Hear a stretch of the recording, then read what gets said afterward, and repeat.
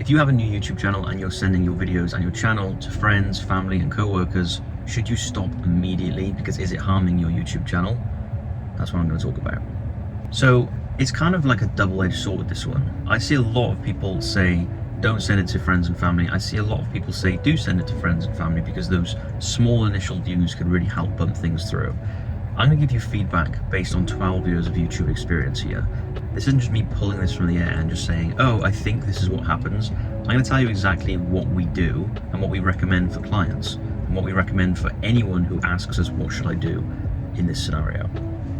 So, if you're sending the videos to people who will find it interesting, send it to them. If your mum or your dad or your family members are going to watch that video in its entirety, or at least a good portion of it, send it to them.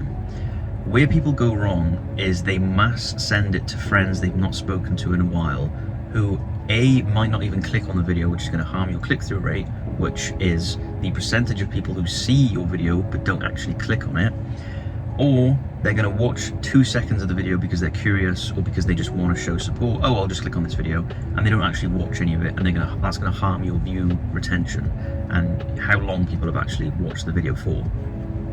But if you're sending it to people who are genuinely interested in it, let's just say you're a PT and you have a small client base of 10 other people who you train, sending them a video and sending them, oh, I'm just starting a new YouTube channel, here it is.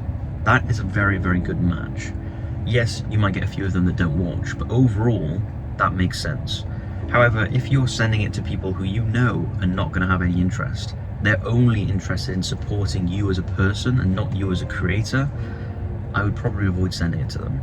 But another really important thing I want to mention, which I see a lot of people doing, is they send out a YouTube channel to a mailing list or a community that they're part of, or they may have a website about this particular thing, and now they've decided they want to start making YouTube content that's unrelated to this thing here, but they still think, oh, I have all these followers over here on Instagram or Facebook, wherever it may be, I'm going to start promoting it over here. That is a really bad idea. I'll tell you why it's a bad idea, because it basically is what I just explained, but on steroids. If you're sending your video to 10,000 people over on Instagram, 10,000 people are potentially going to see your thumbnail or your title, both obviously, and then almost none of them are going to click on it. That signals to YouTube that your thumbnail and title is not good enough for them to then send to the next batch of people. So I'd always avoid doing that. But there is a small selection of people who, despite that, it still makes sense for. Those people are the ones who need accountability. Sending videos to your friends and family saying, I'm starting out on YouTube, I'm going to start uploading 1 video per week, and I'm going to do this for the next year, and then you send that out to the masses, in my opinion and in my experience, that the accountability you get from that for not wanting to not fulfill that promise outweighs the negative effects that you will get from an analytical point of view when it comes to those people not actually watching the content. So ask yourself 3 things. 1, are the people I'm sending this to actually going to be interested in this video and are going to support the content itself and not just the creator? Is the bunch of people I'm going to send this to actually aligned with the content itself? This is if they're not family or friends. And the 3rd thing, does me openly saying I'm starting out on YouTube, here's my channel, I'm going to upload a video every single week, does that keep you accountable by telling the world or telling your small circle? And if it does, then do it. Because I want to be real with you here. YouTube is a long game. Getting negative early signals is not going to completely ruin your YouTube channel. If you're making good content, and unless you're sending it out to like 100,000 people, then you can really screw things up. But let's be real, no one is really doing that here.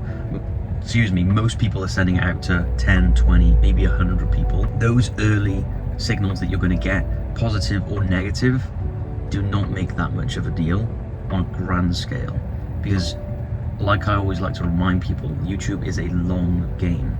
You are not going to come to YouTube and blow up over a weekend. It happens for a very, very small minority of people. It's probably not going to happen to you.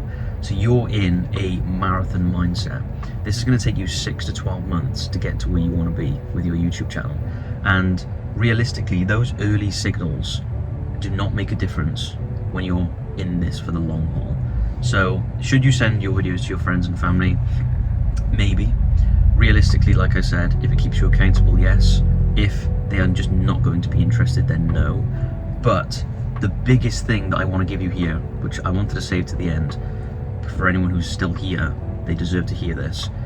The biggest thing that I see people making mistakes on is they send their videos out to their friends, their family, their peers, whatever it may be, and then they make decisions based on the feedback they get from YouTube, based on those people who are not interested in their content.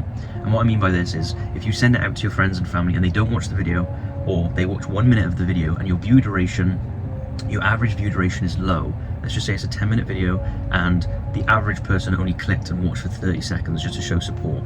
You then see that in your YouTube studio, and what do you start thinking? This content sucks. I'm not engaging enough. I need to work on my hooks. I need to work on my editing. And all that happens is you get into your head that the content is bad based on false data.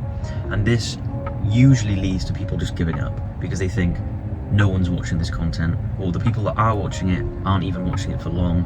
I must suck and I'm just going to give up. When the reality is they're just the wrong people for the content. They're just there to show support, which is fine, but they're not to be used as your ideal viewer. So their feedback, aka the feedback you receive from YouTube in your YouTube studio, the analytics that you receive from that video is false, and you should never make decisions based off of that. I see this as well with click-through rate. So people will be like, I've sent this out to friends and family, my click-through rate is really low, which means they sent it to 50 people and maybe only 2 of those people that they sent it to actually clicked on the video. Maybe my thumbnail and my title sucks. No, it's just those people were not interested in clicking on that video. So please do not go and make changes based on data that will not actually take your channel to the next level, because all that will happen is you'll just keep spinning your tires and you will give up. So I hope that was useful. I hope that if you're in this situation and this scenario, that was helpful for you. And if it was, I'm Jay. I've been making YouTube content with my wife for over 12 years. We run a multiple $1 million media company that started out on YouTube and is still on YouTube. We make content for multiple different channels. We consult YouTube channels, we manage YouTube channels, anything and everything YouTube we've been doing full time for a very long time. So rest assured, the feedback, the advice, the stories I share with you come from here. They come from people who've done exactly what you're trying to do. So have a great day, keep on creating, and I'll see you next time.